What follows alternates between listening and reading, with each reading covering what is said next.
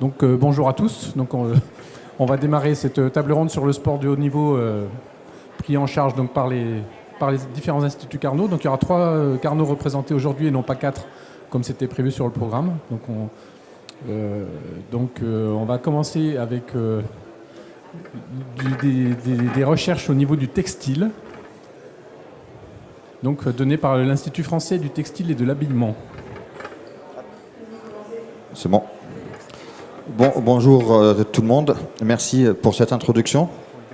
Oui. Donc le premier point, c'est de vous faire un petit topo en fait sur l'innovation textile dans le sport. Alors je ne vais pas faire une présentation sur un sujet technique extrêmement pointu.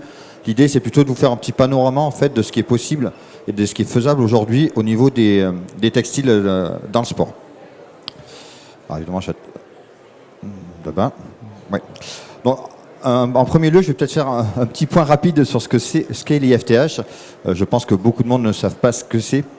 Donc en fait, l'IFTH, c'est le centre technique industriel de la filière textile, habillement et mode.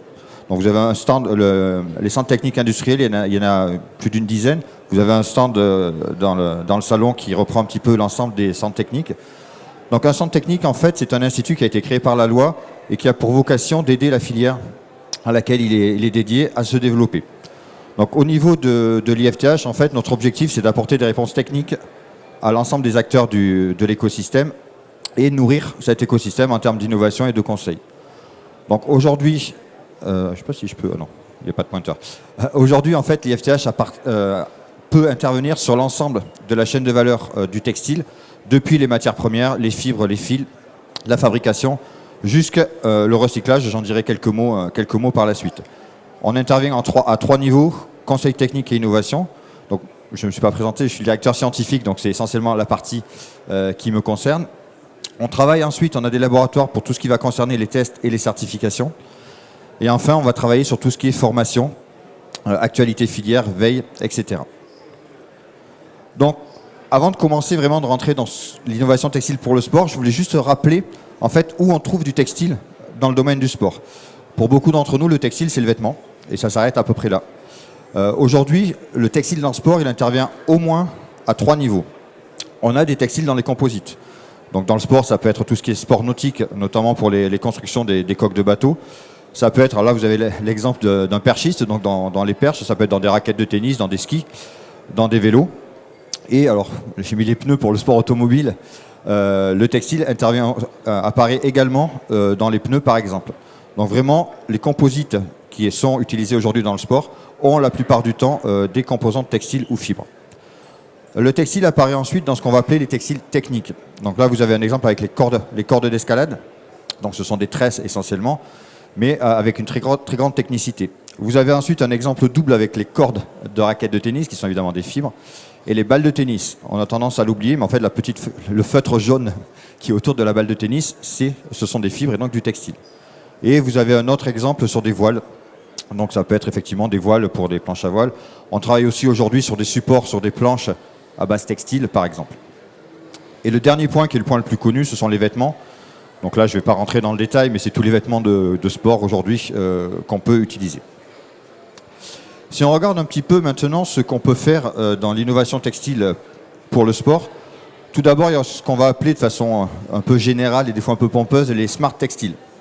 Donc c'est en fait comment mettre des fonctions dans le textile qui vont répondre à certains besoins ou qui vont évoluer en fonction du besoin. Donc on peut avoir des exemples autour de ce qu'on va appeler la thermorégulation. Alors c'est essentiellement aujourd'hui les textiles chauffants, donc ils peuvent intervenir notamment pour certains sports un peu plus extrêmes.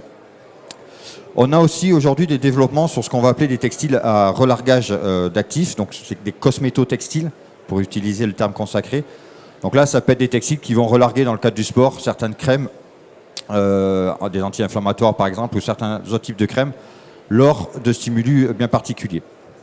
On a ensuite, alors là c'est plutôt dédié on va dire au sport de haut niveau, j'ai pas eu trop d'exemples de choses qui ont marché de façon pérenne dans le sport amateur, c'est le suivi de performance.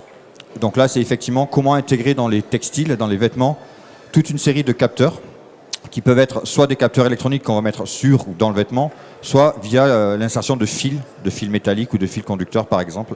Donc là, on peut suivre toute une série d'éléments, le rythme cardiaque, la respiration, la sueur, la température du corps, Donc c'est des sujets sur lesquels on peut travailler bien évidemment. Et le dernier, qui est un peu plus original, c'est la production d'énergie. On a des sociétés, donc là j'en cite une, qui travaillent aujourd'hui sur l'intégration, notamment de systèmes dans ce cadre-là photovoltaïques, dans des tenues. Donc ça peut être notamment utile pour certains sports de longue durée, des randonnées, des trails par exemple, ce qui permet d'avoir une petite source. Alors, c'est pas avec ça qu'on va recharger un frigo, mais pour un téléphone par exemple, ou pour certains éléments, ça peut être un élément. Donc là, c'est une première partie d'exemple autour des smart textiles. On a un deuxième axe de développement au niveau des textiles pour le sport. C'est tout ce qui va tourner autour du fil. Alors le premier, c'est ce qu'on appelle les fils élastomères. Pourquoi c'est un sujet sur lequel on travaille aujourd'hui? Dans beaucoup de vêtements, notamment les vêtements près du corps, on utilise un produit qui s'appelle l'élastane, alors qui est génial parce qu'il donne effectivement aux vêtements une forme d'élasticité qui lui permet d'être près du corps, les leggings, certains vêtements notamment aujourd'hui sport de haut niveau, le rugby ou le foot. Le problème de cet élastane, c'est que d'une, il est relativement polluant à produire, relativement compliqué à colorer et extrêmement complexe à recycler. Donc l'objectif, c'est de pouvoir, si possible, se passer au fur et à mesure des composés à base d'élastane. C'est un très très gros sujet aujourd'hui dans l'habillement. Donc on a pu développer dans certains projets, un projet qui s'appelait Caroltech, notamment financé par la région Rhône-Alpes, des alternatives à ces fils élastomères, en ayant des retours élastiques. Alors, on n'est pas au niveau de l'élastane, mais souvent on se sert de l'élastane pour des besoins largement inférieurs à ce qu'il est capable de faire. Donc on arrive aujourd'hui à pouvoir designer des fils élastiques qui peuvent dans certains cas substituer l'élastane. Dans le cadre de ce projet-là, par exemple, c'était pour substituer l'élastane dans des vêtements près du corps pour du rugby. Ensuite, on peut jouer sur la forme des fils. Alors, vous avez ici, ce sont des fils qui ont différentes formes. Ce sont des formes on peut faire varier ces sections des fils pour avoir soit des effets d'isolation thermique, notamment si on crée des porosités au sein des fils, ou des propriétés de drainage d'humidité selon la forme des fils. Donc là, il y a des applications assez nettes dans certains sports où la transpiration peut être un gros problème. Je peux prendre l'escrime par exemple, puisque plus vous transpirez, plus vous conduisez sur le tissu, ça peut causer des fausses touches. Donc voilà le genre de sujets sur lesquels on peut travailler. Et le dernier point, c'est les traitements de surface. Aujourd'hui, en fait, dans certaines applications sportives, on a des traitements de surface pour rendre le tissu hydrophobe, c'est-à-dire que l'eau ne va pas pénétrer le tissu. Aujourd'hui, pour avoir ce type de propriété, on utilise des produits, des PFAS, des produits fluorés, qui petit à petit vont être interdits. Donc on a des gros travaux pour les substitutions de ce type de produits. Ensuite, on a des solutions, notamment par des traitements plasma, pour mettre en place des protections thermiques sur les produits, des sujets anti-odeur, bactéricides, etc. C'est vraiment au choix et aux besoins des sports. Et le dernier point, il ne faut pas l'oublier, alors ce n'est pas directement lié à la performance sportive, quoi qu'on pourrait mettre ça dans la performance, c'est ce qu'on va faire autour de l'éco-conception, et notamment avec les exigences qui sont aujourd'hui autour du sport. On sait que notamment dans le sport, une grosse partie des fibres utilisées sont des fibres synthétiques, pétro-sourcées. Donc c'est des éléments qu'on regarde pour pouvoir avoir des matières premières éco-conçues, en tout cas plus propres au niveau environnemental. Donc on va travailler sur les fils recyclés, que ce soit via du recyclage qu'on appelle mécanique, où là vous venez juste déchirer votre vêtement pour refaire éventuellement du fil ou pour en faire de la laine isolante ou d'autres produits. Le recyclage thermomécanique, là vous broyez, vous fondez et vous refaites du fil à partir de ce qui a été fondu. Ou le dernier point, les recyclages chimiques et enzymatiques, où là l'idée c'est de prendre votre polymère, de le dépolymériser pour en refaire du monomère et revenir à la matière première. Donc là c'est clairement sur la dernière voie qu'il y a le plus de travaux de recherche à mettre en place aujourd'hui. On a certains projets avec certains partenaires, notamment un projet européen où on travaille avec Michelin sur le recyclage des fibres qui sont dans les pneus par exemple, sur des voies chimiques, ou avec des partenaires comme Recycle Elite ou Carbios, qui sont des sociétés qui font du recyclage soit chimique, soit enzymatique. On travaille évidemment sur réalisation de fils à partir de polymères biosourcés ou partiellement biosourcés, notamment certaines sources aujourd'hui de polyamide, qui est un fil très utilisé dans l'industrie du sport, avec des versions partiellement biosourcées. Et le dernier point, c'est qu'en fait c'est bien de faire des matières premières recyclées. Une des grosses difficultés aujourd'hui dans le textile, c'est de mettre en place le recyclage, c'est-à-dire de prendre vos vêtements et d'enlever tout ce qu'on va appeler les points durs, les boutons, les fermetures éclairs, certaines décorations, etc. Donc là, c'est de travailler sur des solutions un peu plus fines ou malines, on va dire, pour pouvoir enlever facilement ce qu'on appelle ces points durs et pouvoir ensuite passer dans des processus de recyclage plus conventionnels. Donc ça, voilà, c'est le dernier point. Donc c'est des fils qu'on va à dégradation contrôlée, sous UV, sous micro-ondes, ou des fils qui vont se dégrader sous effet thermique, de façon à pouvoir enlever facilement ou séparer les différentes parties des textiles. Donc voilà, je ne voulais pas rentrer dans un point trop technique. L'idée, c'était plutôt de vous montrer un panorama aujourd'hui de ce qu'on est capable de faire. Alors, ce n'est pas exhaustif, hein, dans le sport au niveau du textile. Et donc, je vais laisser la main à mes collègues. Merci beaucoup. Donc là, on était donc avec Mika, qui a un Carnot dont le barycentre est plutôt en Alsace. Et on va donc maintenant s'intéresser à IATEL, donc Ingénierie à Lyon, donc qui, comme son nom l'indique, a un barycentre très proche d'ici. Et donc, on va parler plutôt d'aspect de mécanique. Merci. Alors, j'aurai moins de slides que mon camarade, mais tout est très dense et je pense que vous allez arriver à suivre tout ça. Donc, pour ma part, je m'appelle Fabrice Ville. Je suis ce qu'on appelle pompeusement un professeur des universités. Ça fait classe. En fait, je suis enseignant en génie mécanique et chercheur au laboratoire de mécanique des contacts et des structures à l'INSA Lyon. En termes de recherche, je m'intéresse principalement au comportement de tout système mécanique lubrifié. Lubrifié avec de l'huile, de la graisse, voire d'autres choses. Et on va essayer de voir pour ces différents systèmes comment on peut faire que ce système dure plus longtemps. C'est-à-dire qu'on va étudier comment il s'endommage, comment on peut le rendre plus performant. Et puis, on va aussi essayer de regarder, en particulier avec mon collègue de l'ECAM, Christophe Changenay, on va essayer de regarder comment toute cette puissance qu'on va donner au système, qui doit nous être rendue le plus possible, on peut l'optimiser, c'est-à-dire comment on va augmenter un rendement. Dans ce cadre-là, évidemment, le sport a aussi son importance, et la performance en sport, c'est le mot-clé, quoi. Donc, pour resituer un petit peu les choses, vous savez que l'année prochaine, il se passe quelque chose en France. Ça s'appelle, je crois, les Jeux Olympiques et les Jeux Paralympiques. Il ne faut pas oublier les Jeux Paralympiques, c'est aussi important. Les deux vont concerner une vingtaine de disciplines sportives. L'objectif que la France se donne, c'est d'avoir un bon rayonnement. Et parmi ce bon rayonnement, il y a la performance de nos athlètes, évidemment. Alors, pour redonner encore des petites choses, des petits points de repère, il faut savoir que, par exemple, les Britanniques, jusqu'aux Jeux Olympiques de Londres, ils n'étaient pas forcément très hauts dans les classements de médailles. Et en fait, 8 ans avant les Jeux, au moment où ils ont candidaté, ils ont investi massivement dans la recherche.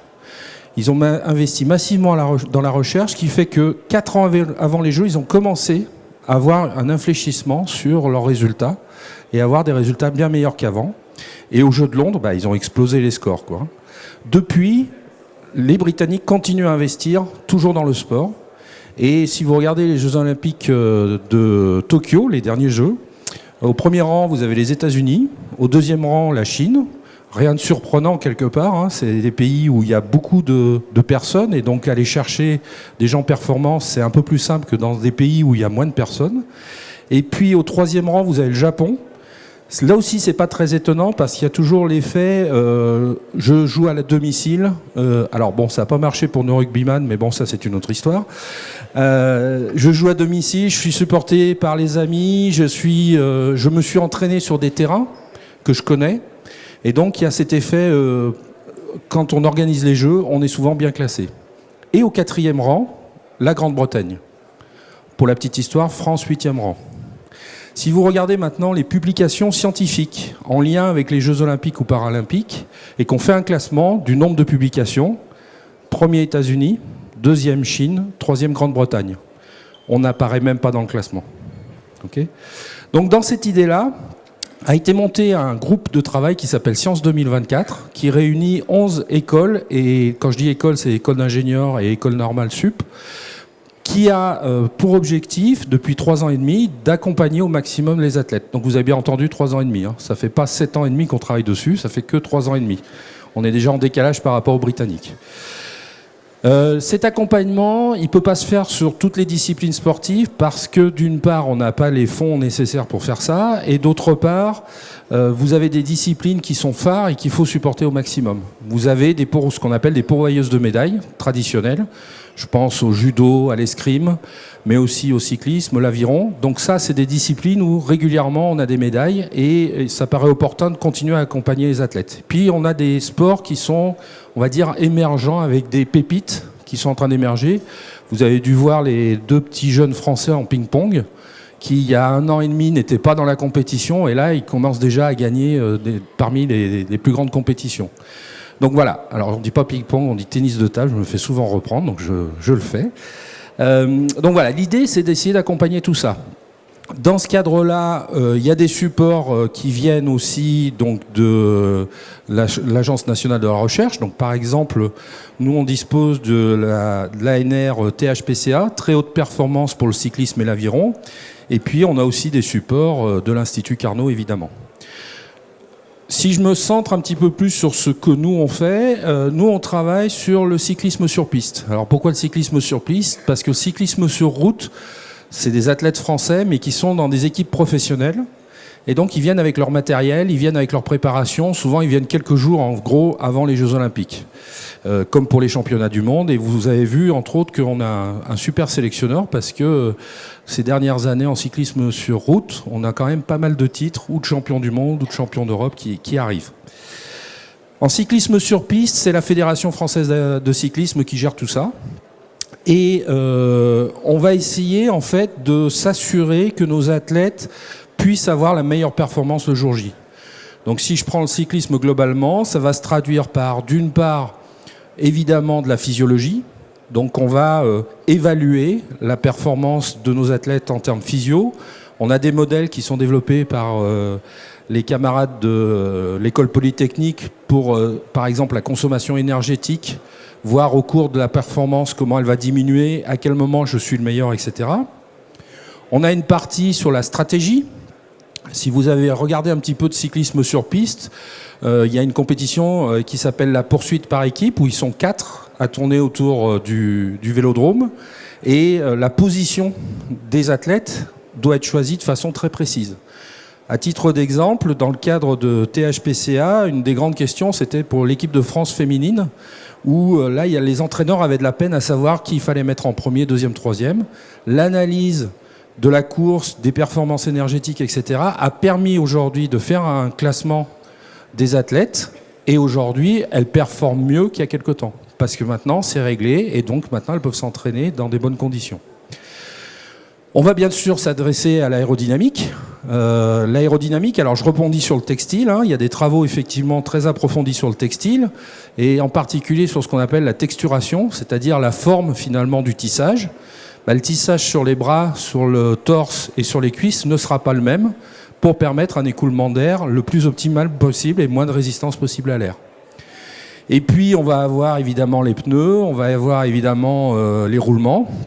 Et en fait tout ça, on est déjà presque à l'optimum. On sait déjà presque faire le maximum. Et donc nous, on s'est intéressé aux chaînes de vélo. Juste le plateau, le pignon et la chaîne. Et là, en fait, on peut se dire, bon, à quoi ça sert? Il n'y a pas forcément beaucoup d'énergie perdue là-dedans. Alors, on appelle ça les gains marginaux. En fait, il faut, sur une compétition comme ça, aller tout gratter. Et le gain marginal, c'est ce qui peut faire la différence. Alors, pourquoi ça peut faire la différence? Si je prends les derniers Jeux Olympiques de Tokyo, sur le 100 mètres hommes en cyclisme sur piste, la victoire, la médaille, s'est jouée au centième de seconde. Si j'arrive à optimiser ma chaîne et à gagner 1 watt, j'ai mes centièmes de seconde. Donc là, c'est primordial de bien maîtriser ça. La démarche qui a été mise en place, ça a été à la fois une discussion approfondie avec les athlètes. C'est aussi le rôle de Science 2024, c'est mettre en lien les athlètes et les chercheurs. C'est un gros travail d'arriver à se comprendre, de comprendre les attentes, de faire transmettre ce que nous on a découvert et comment on peut pratiquement le mettre en place. Et ensuite, on a eu une partie avec une thèse de doctorat sur la modélisation de cette chaîne de vélo, et une partie avec un ingénieur que l'on a pu embaucher sur ce projet, avec un banc d'essai dédié où on vient faire des mesures. Et là, par exemple, sur les 2 schémas que vous avez, à gauche comme à droite, on est en train de regarder l'impact de la tension de la chaîne. Est-ce qu'il faut que la chaîne soit très très tendue ou est-ce qu'il faut qu'elle soit peu tendue? Et ce que vous montre la courbe, alors vous comprendrez qu'il n'y a pas de chiffres, on ne sait jamais s'il y avait des Britanniques dans la salle, c'est pas la peine qu'ils prennent nos résultats. En fait, ce qu'on voit sur la courbe, c'est que plus la chaîne est tendue, plus elle va perdre de l'énergie. Et il y a une tension optimale, et cette tension optimale, c'est entre autres la tension qu'utilise aujourd'hui l'équipe de France. Pour finir, Science 2024 va s'arrêter la veille des Jeux Olympiques.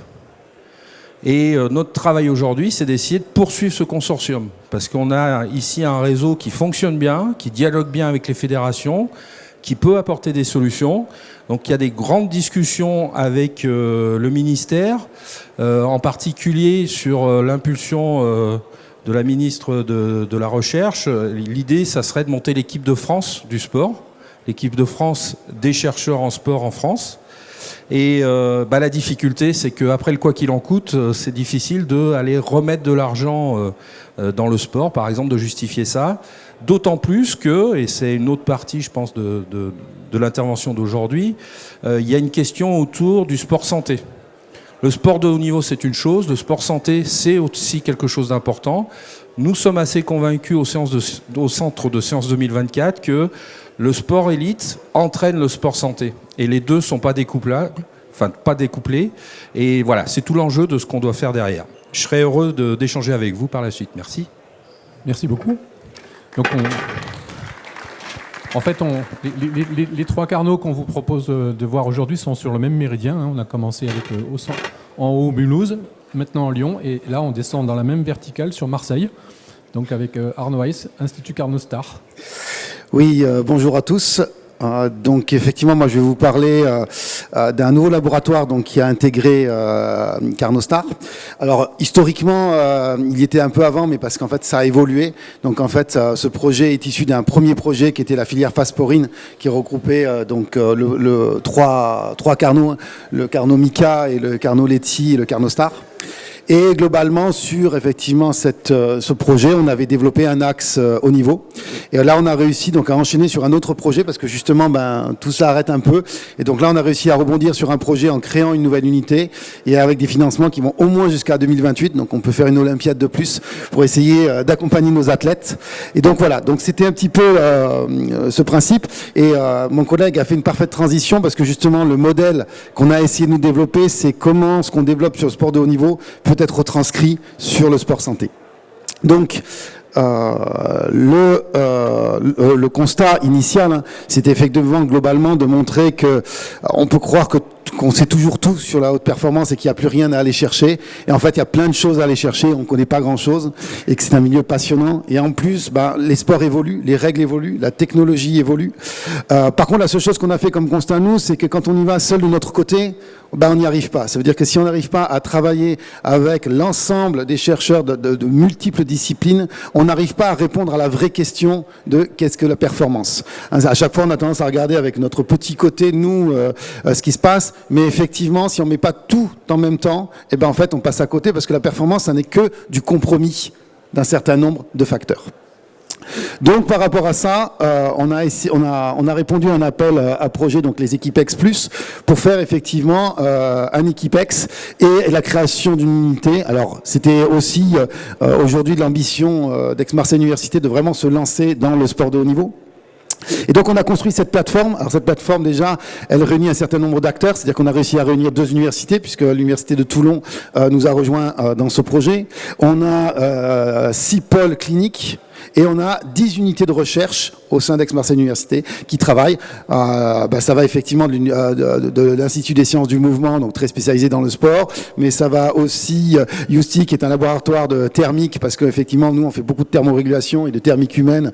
Et là, je reviendrai effectivement sur mes collègues, sur effectivement tout ce qui est textile. Donc voilà, on est capable d'aller chercher après sur vraiment d'autres unités pour arriver à répondre avec effectivement, donc vous le voyez, le sport de performance qui est un axe transversal dans notre projet, et après, effectivement, des axes qui sont des axes de sport de santé, en particulier dans tout ce qui est les problèmes métaboliques, tout ce qui est les problèmes cancer et oncologie, tous les problèmes de désordre musculo-tendineux, et enfin, tout ce qui est les maladies dégénératives. Et on va voir l'intérêt de travailler en commun là-dessus, avec 2 projets qui sont importants par rapport à ce qu'on a vu sur notre première chose.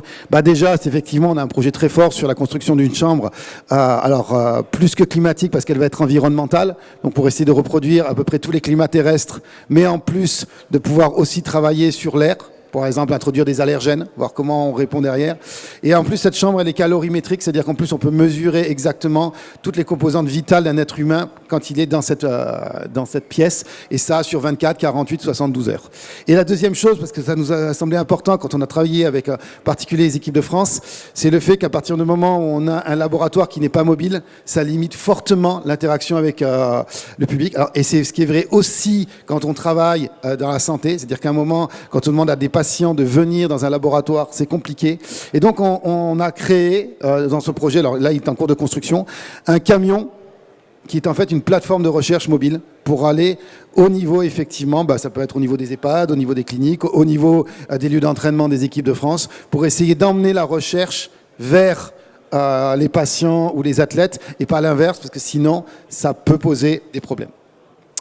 Donc, notre modèle, en fait, il est parti sur aussi un constat que l'on a fait sur l'Olympiade d'avant, puisque ça fait un certain nombre d'années qu'on travaille avec les athlètes, et sur le principe que mais au même titre que les industriels, les athlètes, en fait, ils viennent pas pour de la recherche. Ils viennent pour de l'expertise. Je dis toujours, l'un des problèmes qu'il y a entre les athlètes et les chercheurs, c'est que les entraîneurs, ils veulent des réponses pour hier et les chercheurs, ils veulent plus de questions pour demain. Et donc ça, c'est toujours quelque chose de compliqué. Parce que la temporalité de la recherche, c'est un temps long. Et la performance, si je ne perds pas aujourd'hui, demain je suis viré, et puis il y a un autre qui va perfer à ma place. Donc ça, c'était un vrai problème. Donc nous, on a construit notre principe, quand on a interagi avec les fédérations, de leur apporter d'abord de l'expertise. Et après, avec l'expertise, ça permet de discuter et de leur faire comprendre que nous, on veut bien leur apporter de leur expertise, mais si on veut que notre expertise s'améliore, il faut qu'on fasse de la recherche.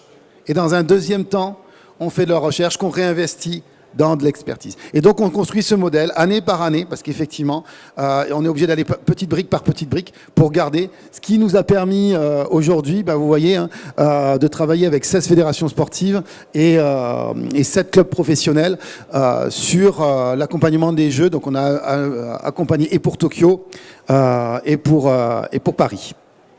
Donc, hop.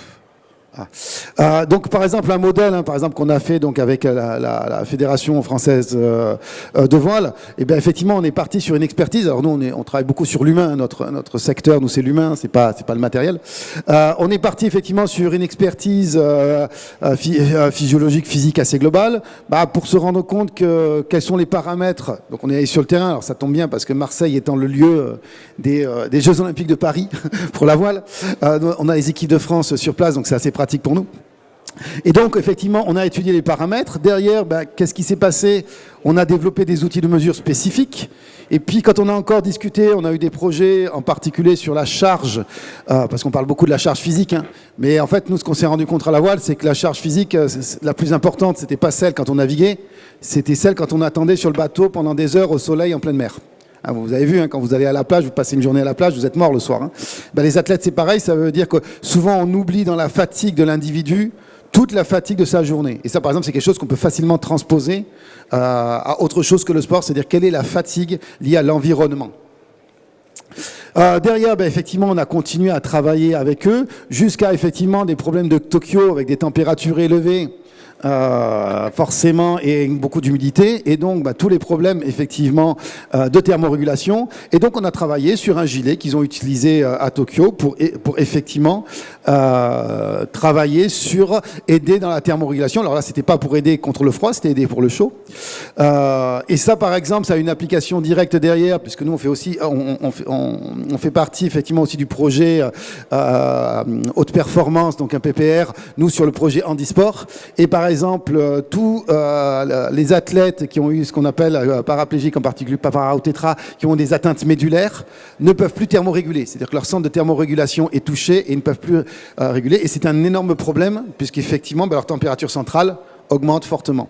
Et donc là, on est en train de développer, à partir de ce gilet, un gilet intelligent. Alors vous imaginez tous les corps de métier dont on a besoin et tous les micas dont on a besoin pour faire ça, qui va en fait, à partir de la température interne, recréer la thermorégulation humaine. Ça veut dire je vais apporter, vaporiser de l'eau, je vais ventiler, je vais faire une chose pour que ces personnes puissent, de façon extérieure, thermoréguler. Et ça a une implication directe sur la santé, parce que vous imaginez bien qu'avec le réchauffement climatique, ça peut poser problème. Donc voilà un exemple classique là-dessus. Alors après, effectivement, des projets, on en a plein dans ce principe. Hein. On a travaillé sur un dérapomètre à la base pour le cyclisme, parce qu'on travaille aussi depuis très longtemps avec le cyclisme. Et puis, on s'est rendu compte qu'effectivement, pour les routes fauteuil roulant, c'était aussi intéressant, parce que les cyclistes, ils ont de la chance. Hein. Il y a beaucoup de gens qui s'occupent d'eux. Et donc, il y a plein de sociétés qui travaillent sur les pneumatiques. Aujourd'hui, sur un fauteuil roulant, vous n'avez qu'un seul pneumatique. Et par exemple, pour nos grands joueurs de tennis qui sont quand même assez forts, les pauvres qui jouent sur synthétique, sur terre battue, ou sur ils ont les mêmes pneumatiques. Donc la veste, je vous en ai déjà parlé. Donc on a travaillé aussi sur d'autres outils, effectivement, avec l'équipe de France aussi de piste là-dessus. On a développé des roues instrumentées aussi, vous voyez, pour les fauteuils roulants, parce qu'effectivement les cyclistes, ils ont aussi leur capteur de puissance, mais les fauteuils roulants n'en avaient pas. Donc on a travaillé. Et d'ailleurs, par rapport à ça, pour redescendre encore dans le sport santé, qu'est-ce qu'on a fait? C'est-à-dire que ces roues instrumentées, on a fait une version pour des fauteuils qui ne sont pas des fauteuils sportifs, mais des fauteuils de ville, pour mesurer l'impact des parcours PMR. Parce qu'effectivement, à partir du moment où on peut mesurer réellement ce qui se passe et les forces développées, on peut aller mesurer et essayer de trouver une norme au parcours PMR. Parce que ça paraît bête, hein, mais prenez un sol de gymnase, où aujourd'hui tous les gymnases de France, on veut des sols mous, hein, parce qu'effectivement, pour nous, valide, c'est pratique, les sols mous. Pour un fauteuil roulant, c'est catastrophique. Ils doivent développer à peu près 30% de plus de force sur les bras, et ce qui fait que ça abîme leurs épaules. Et aujourd'hui, les sports comme le fauteuil basket ou le rugby fauteuil ne peuvent quasiment plus s'entraîner en France parce que tous les gymnases sont faits par des valides sur des surfaces qui sont là pour amortir. Mais amortir, quand on est sur un fauteuil roulant, c'est pas très pratique. Un chronomètre, hein, donc ça c'est un projet qui a été financé par le parc Arnaud Star directement, qui ça paraît bête, hein, mais il n'existe pas de chronomètre dans l'eau. Alors on est encore en chronomètre à la main. Donc comment, à partir de laser, on peut arriver à développer un chronomètre dans l'eau. Un ergomètre, c'est une des premières choses qu'on avait développées avec la filière, qui était pour mesurer la puissance des athlètes à la base. Et maintenant, on rentre dans des essais cliniques pour montrer l'efficacité dans le diagnostic des troubles ostéo-articulaires.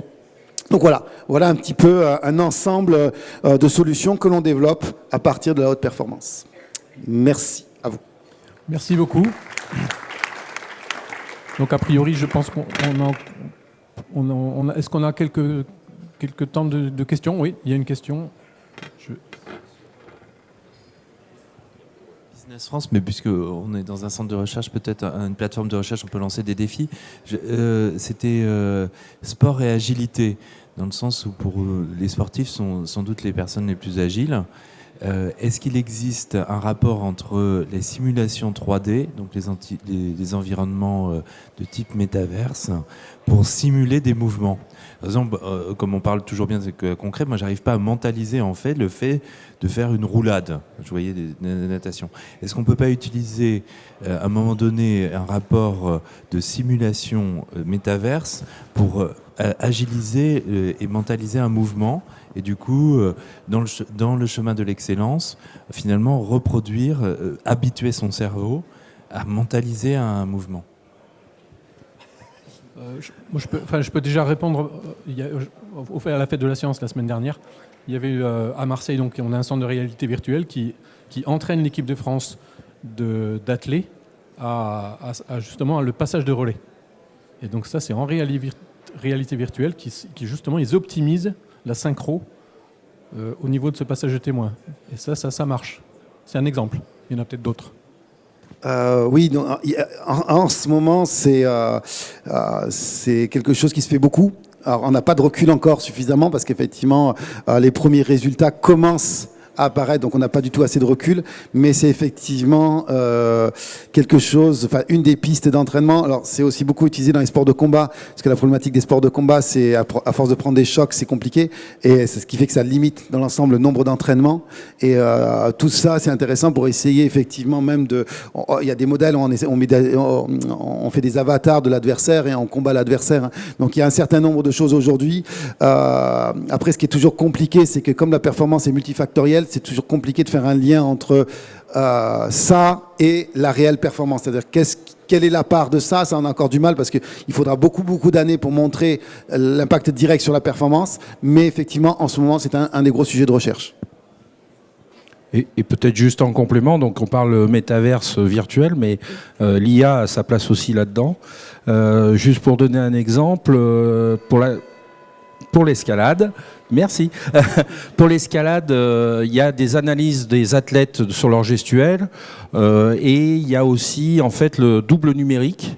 Et lors de l'entraînement, ils font travailler l'athlète qui va choisir sa voie, ils font travailler le double numérique qui cherche sa voie. La bonne nouvelle, c'est que dans 90% des temps, l'athlète trouve la bonne voie aussi bien que l'IA. Et en mettant moins d'énergie finalement, puisque l'IA elle est en train de faire des milliers de calculs, alors que l'athlète avec son cerveau est capable d'analyser le système. Donc ça c'est plutôt rassurant et c'est plus de l'accompagnement parce que vous savez très bien, le meilleur athlète du monde, s'il y a un grain de sable, il va passer à travers. Vous vous rappelez de l'athlète gymnaste américaine là, qui a complètement craqué à Tokyo alors qu'elle aurait dû remporter toutes les médailles.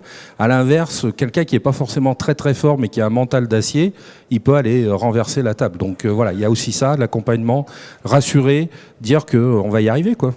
Et on sera pas champion de rugby, mais bon, c'est pas grave.